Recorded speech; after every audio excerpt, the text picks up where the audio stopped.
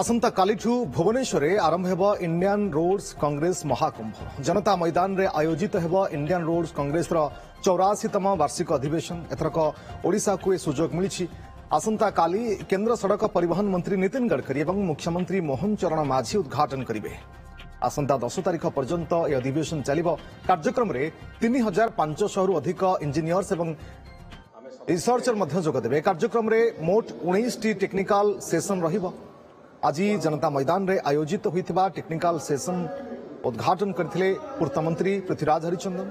10 वर्ष पर Indian road Congress कार्यक्रम ओडिशा रे आयोजन होछि। विकसित भारत एवं 2036 सुधा ओडिशा को विकसित राज्य रे गढ़ी तोलिबा को एभली कार्यक्रम अनेक सहायक हेबो बोली पूर्तमंत्री कहिसंती।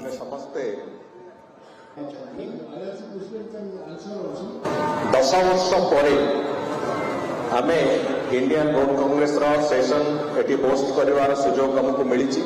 विकसित भारत वर्षर चित्र को आखि आगे नहीं चली एवं समान भाव में 2036 मसीहा सुधा ओडिशा माननीय मुख्यमंत्री नेतृत्व एटी आमे विकसित ओडिशा एक परिकल्पना नहीं चली।